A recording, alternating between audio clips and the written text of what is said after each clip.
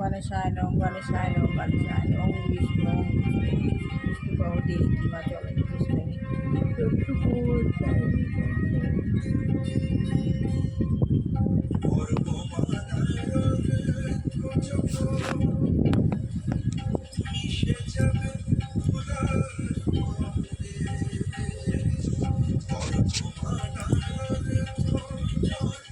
শিব জয় শিব জয় শিব গুরু শিব শিব গুরু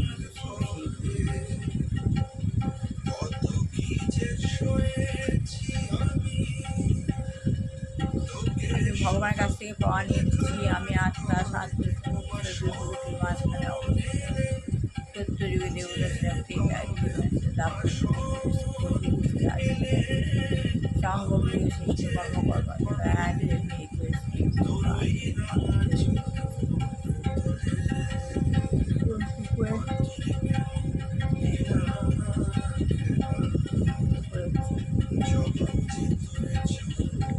উপরে উঠে মূল অর্ধে শাখা বৃক্ষ রয়েছে, তার নিচে বসে আছে বাবা।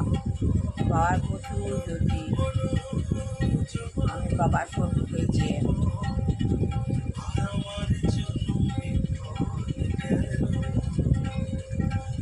বাবার শক্তি গিয়ে বসে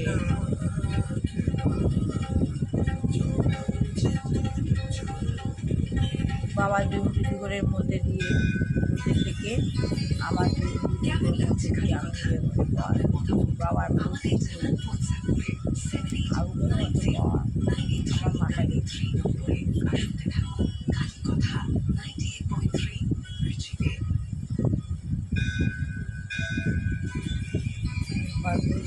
বাবার পাওয়া নিয়ে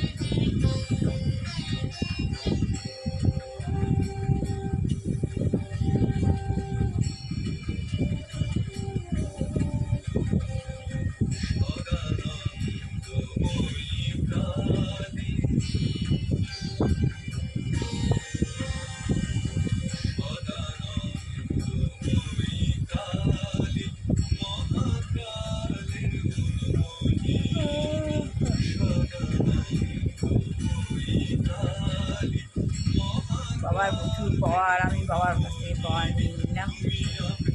এখন রিচার্জ করতে আসে, হয়তো রিচার্জ করতে পারে আস্তে আস্তে আস্তে নিচে নেমে আসছে।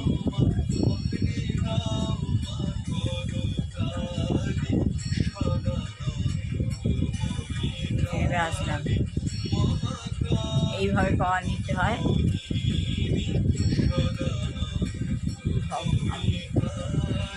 আমার হালকা হয়ে গেল, ঘর ঘুরতে গেলাম।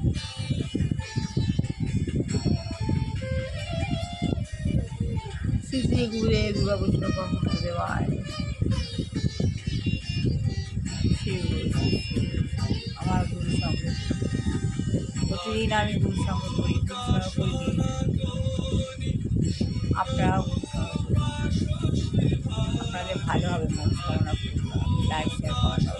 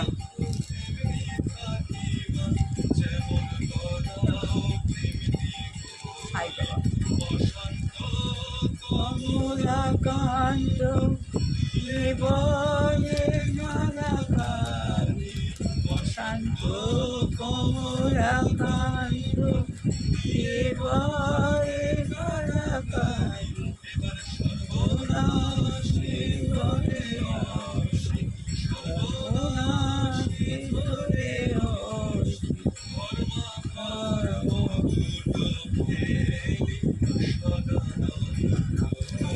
কালী মহাকালী মনি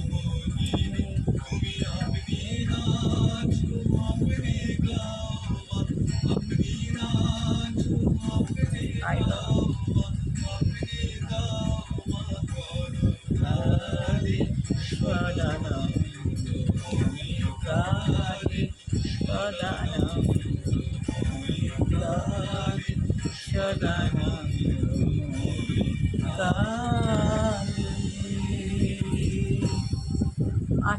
আত্মজ্ঞান লাভের পন্থা আর কিছুটা পাতা বাকি আছে। শ্রী বহুপাদ।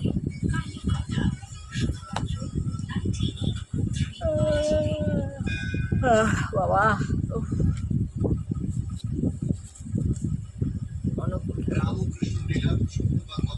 আমার বৌমার এই জায়গা শ্রীরামকৃষ্ণের কর্মভূমি, তপভূমি, লীলাভূমি, বাসভূমি এবং তার ভক্তদের কাছে ধ্যানভূমি। দেশ বিদেশের ভক্তরা এখনো মানুষ মনে দক্ষিণেশ্বরের বিভিন্ন ছবি আঁকতে চেষ্টা করে। ঠাকুর মা কালীর নাকে তুলো দিয়ে পরীক্ষা করে দেখেছেন নিঃশ্বাস পড়ছে কিনা। ঠাকুর কিভাবে ভগ্ন কৃষ্ণমূর্তির পা জুড়ে দিলেন।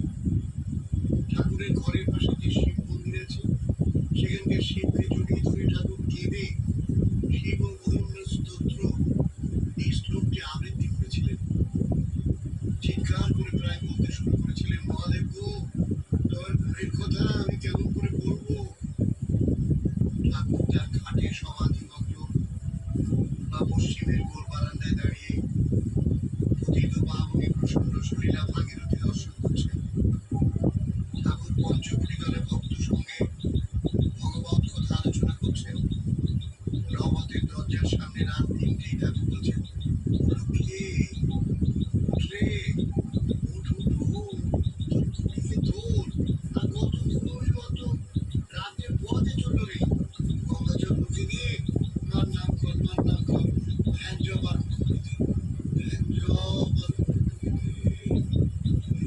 এই সবই হলো ধ্যান চিন্তা। এইসব চিত্রের ধ্যান মানুষকে, আপনাকে শ্রীরামকৃষ্ণের সান্নিধ্য পাইয়ে দেবে। কালীকথা।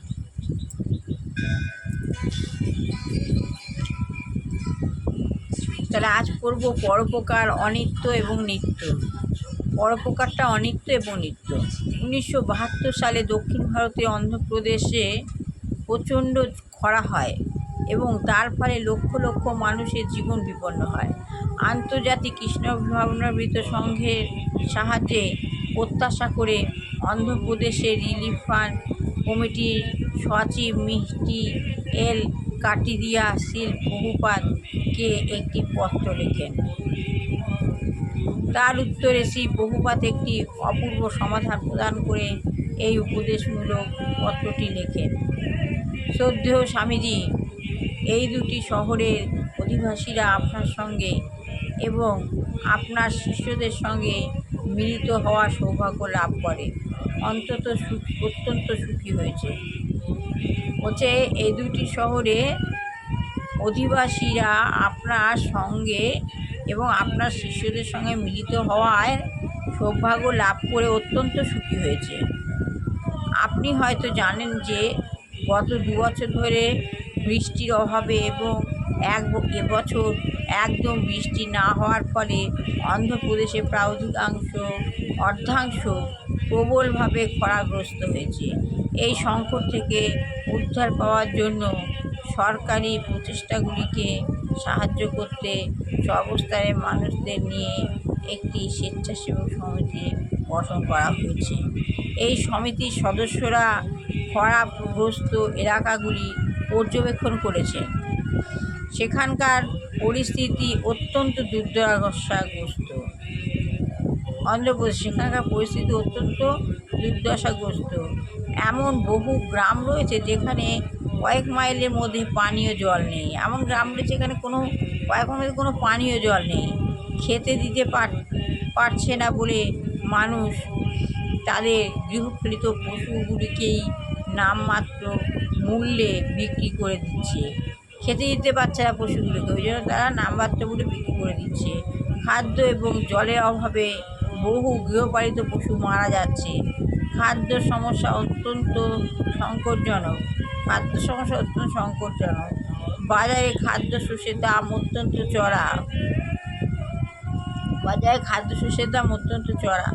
সাধারণ গ্রামবাসীদের তা কেনার ক্ষমতা নেই। যা দাম খাদ্যশস্যের, সাধারণ গ্রামবাসীদের পক্ষে তা কেনার ক্ষমতা নেই। প্রায় 50 লক্ষ মানুষ দিনে একবারও খেতে পাচ্ছে না। বহু মানুষ অনাহারে রয়েছে। সেই অবস্থা অত্যন্ত করুণ, এত করুণ অবস্থা এবং হৃদয় বিদারক। তাই আমরা আপনার কাছে আবেদন করছি, পরিস্থিতি খুব খারাপ, খরাগ্রস্ত অবস্থা, কেউ খেতে পাচ্ছে না। তাই প্রভুপাদ আপনার কাছে আবেদন করছি, আপনার সংস্থা কীভাবে লক্ষ লক্ষ মানুষকে, আপনার যে সংস্থা, সেই সংস্থা কীভাবে লক্ষ লক্ষ মানুষকে এই অভাবনীয় দুর্দশা থেকে উদ্ধার করতে পারে, আপনার এই সংস্থা কীভাবে লক্ষ লক্ষ মানুষকে উদ্ধার করতে পারে, সে সম্বন্ধে বিবেচনা করে দেখতে করার কথা আপনাকে বলছি। আমাদের সংস্থার তরফ থেকে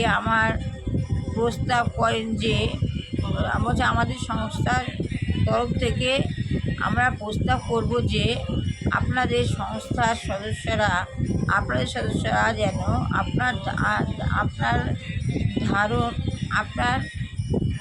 ভাষণ, সাধারণ সদস্যরা আপনার ভাষণ শুনতে উপস্থিত ভক্তদের সমস্ত শক্তি দিয়ে অন্ধ্রপ্রদেশের ত্রাণ তহবিলকে সাহায্য করতে অনুরোধ করছে। সাহায্য করতে অনুরোধ করা হচ্ছে। তার মানুষ তো খেতে পাচ্ছে না, পশুদেরও খেতে দিতে পারছে না, পশু বিক্রি করে দিচ্ছে অল্প দামে, নিজেরা তো খেতেই পাচ্ছে না। একবারের জন্য জিনিস পেট ভরা খাবার খেতে পারছে না। খরাগ্রস্ত অবস্থা, দুর্দশাগ্রস্ত। তাই যে তহবিল আছে, সেই তহবিলকে সাহায্য করতে অনুরোধ করছে। এই লক্ষ লক্ষ ক্ষুধার্ত মানুষদের মধ্যে আপনি যদি প্রসাদ বিতরণ করতে ইচ্ছা করে না, এই লক্ষ লক্ষ ক্ষুধার্ত মানুষের মধ্যে আপনি যদি প্রসাদ বিতরণ করতে ইচ্ছা প্রকাশ করেন, তাহলে আপনাদের সংস্থার সদস্যদের সাহায্য করবার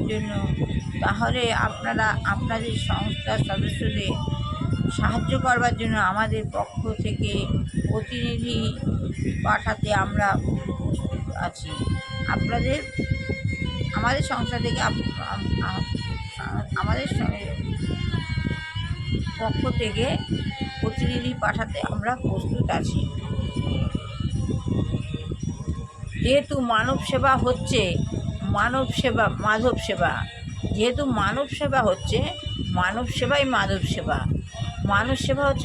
সেবা, তাই আমরা দৃঢ়ভাবে বিশ্বাস করি যে আপনাদের মহান সংস্থার ক্ষুদ্র প্রচেষ্টাও লক্ষ লক্ষ দুর্দাগ্রস্ত মানুষের দুঃখ দূর করার কাজে প্রচুর সাহায্য করতে সক্ষম হবে। এই বলে এটা একটা পত্রটা লেখা শেষ করলেন। আজ এইটুকুনি বললাম। ভালো লাগলে লাইক, শেয়ার, কমেন্ট অবশ্যই করবেন। সবার ভালো হোক, কল্যাণ হোক, মঙ্গল হোক। দুঃখী বাচ্চা মানুষের মাত্র মানুষ হোক, বিবাহিত ছেলে বিবাহ হোক, চাকরি হোক ছেলে মেয়ের চাকরি হোক, যে গিয়ে দুরাচারী গৃহিণী রয়েছে আমাদের পরিবেশকে খারাপ করছে, ভগবানের তাকে সরিয়ে না হয় চেতনা দিক। যা যে গিয়ে রোগগ্রস্ত বৃদ্ধা, কোনো যুবক যুবতী, কোনো বাচ্চা রয়েছে, ভগবান যেন তাকে রোগ থেকে মুক্তি দেয়। আমার ছেলে বৌমাকে ভালো রকম কল্যাণ করো, মঙ্গল করো, সুরম করো, খারাপ থেকে দূরে করো, সংগ্রহ করো, সমস্ত কাজকর্ম যেন উন্নতি হয়, আরও ভালো কাজ পাক, উন্নতি হোক, ভালো হোক, কল্যাণ হোক। ভালো লাগলে লাইক, শেয়ার, কমেন্ট অবশ্যই করবেন। ভোরবেলা উঠে আপনারা বহু মুহূর্তে পাওয়া নিয়ে নিন, ভগবানের নাম করে উঠবেন, গীতা পড়বেন, ঘরে নাম গান শুনবেন, আপনার ঘরে পাওয়ার প্রাপ্তি হয়ে যাবে। আপনার কোনো কষ্ট যদি হয় কোনো কাজকর্মে, দেখবেন আপনি এই যে গীতা পড়ে উঠছেন, ভগবানের নাম গান করছেন, আপনি শক্তি পাবেন, ভগবান আপনাকে শক্তি দেবে, সমস্ত কাজে হেল্প করবে, আপনার সাফোকেশনে কষ্ট হবে না। মানুষের আজকাল হঠাৎ হঠাৎ শ্বাসকষ্ট হচ্ছে, মারা যাচ্ছে মানুষ, কিন্তু না, তা হবে না। আপনি পাওয়ার নিন। 4টে থেকে 5টার ভেতরে একটা ধূপ জেলে বসুন, ভগবানের পাওয়ার নিন। আস্তে আস্তে বডিটাকে উপরে তুলে নিয়ে যান, উপরে উপরে উপরে উপরে আমাদের একটা স্বর্গধাম আছে, সেই স্বর্গধামে ঊর্ধ্বে মূল অর্ধশাখার একটা গাছ আছে, সেই গাছের নিচে গিয়ে শিব ঠাকুর আছেন ওপর নিচে, বাবার প্রচুর জ্যোতি। আস্তে আস্তে দেহটাকে তুলে নিয়ে বাবার কাছে গিয়ে বাবার সরাসরি আসন পেটে বসে বাবা দুজনের মধ্যে থেকে নিজের দুজনের মধ্যে দিয়ে পাওয়ার ভরে নেবেন নিজের মধ্যে, প্রচুর জ্যোতি বাবার। আপনার শরীর হালকা হয়ে যাবে, আপনি পাওয়ার পাবেন,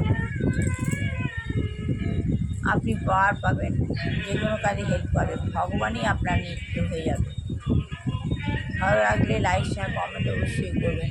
আজকের মতো শেষ করলাম। নমস্কার, শ্রী হরে কৃষ্ণ, হরে কৃষ্ণ, হরে কৃষ্ণ, কৃষ্ণ কৃষ্ণ, হরে হরে, হরে রাম, হরে রাম, রাম রাম, হরে হরে, হরে কৃষ্ণ, হরে কৃষ্ণ, কৃষ্ণ কৃষ্ণ, হরে হরে, হরে রাম, রাম রাম, হরে হরে, কৃষ্ণ হরে কৃষ্ণ, কৃষ্ণ কৃষ্ণ, গুরু হরে, হরে রাম, রাম রাম,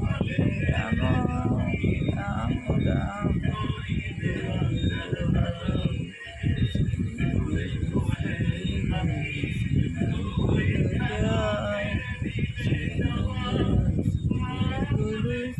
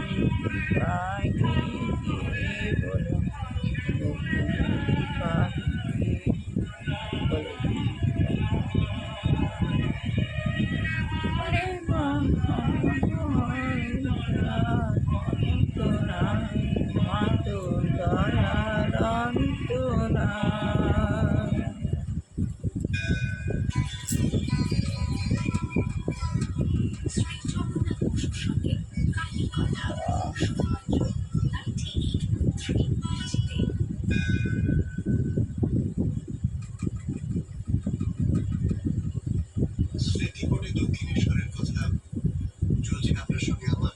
রামলাল দাদা বলছেন, আমি যখন ছেলে মানুষ, শীতকাল, সকালবেলা ঠাকুর বেড়াতে বেরোতেন, গায়ে রাখা, মাথায় কান টুপি, আমরা দাদুর কাঠ ভাঙতে বেরোতাম। দক্ষিণেশ্বর মন্দির উদ্যানের উত্তর পূর্ব কোণের ছোট ফটক দিয়ে বাইরে যেত, বরাবর গিয়ে বড় রাস্তা অর্থাৎ ব্যাক ফ্রন্ট রোডে পড়তো। ঠাকুর রাস্তায় উঠে একবার এদিক একবার ওদিক দেখতেন। রাস্তার দুধারে সোজা চলে গেছে, খুব চওড়া রাস্তা।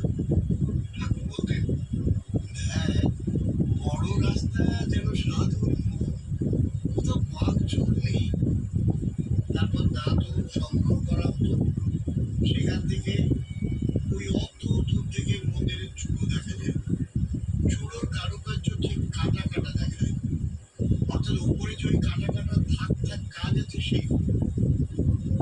ঠাকুর দাঁড়িয়ে চূড়োর দিকে চেয়ে থাকতেন আর বলতেন, মন্দির যেন আনন্দেতে উঠছে পড়ছে গো, মাকে অন্তরে ধারণ করেছে কিনা, তাই আনন্দে আটখানা হয়ে রয়েছে, যেন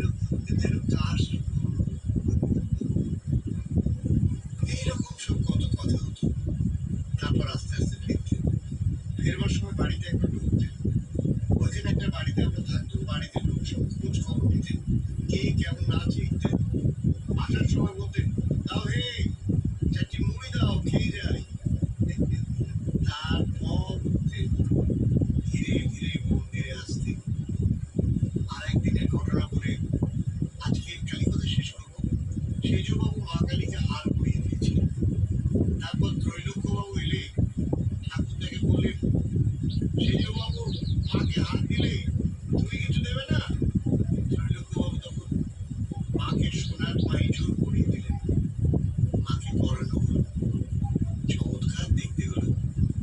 একদিন এই পৈঠের উপর আমাদের ঠাকুরের ঘর থেকে বেরিয়ে দক্ষিণের বারান্দা দিয়ে উঠানে নামবার যে সিঁড়ি, মন্দিরের দিকে মুখ করে ঠাকুর বসে আছেন।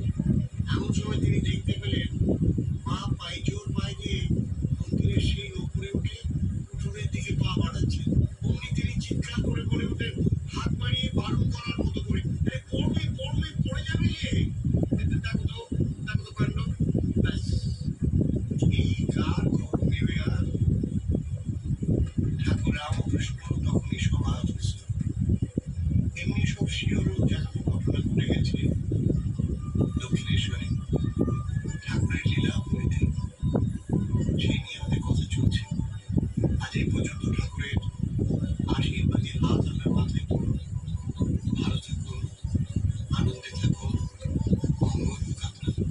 মির্জি কালীকথায় তাই যেন হয়, তাই যেন হয়, তাই যেন হয়। সবার ভালো করলাম, আমার ছেলে তোমাকেও ভালো রাখো, আনন্দে মঙ্গল করো, সত্যি দমন করো, সংকট মোচন করো, খারাপ প্রকোপ থেকে দেখো, রোগ মুক্তি করো। আর শেষ করলাম। ভালো লাগলে লাইক শেয়ার কমেন্ট অবশ্যই করবেন। আপনাদের মনস্কামনা পূর্ণ হবে, আপনাদের মনস্কামনা পূর্ণ হবে, সাপোকের জন্য কষ্ট হবে না, কাজের শক্তি পাবেন, পাওয়ার পাবেন। প্রতিদিন আমার সঙ্গে উৎসাহ করুন, আপনাদের মনস্কামনা পূর্ণ হবে, ভালো হবে, যা ভাববেন তাই হবে। আজকে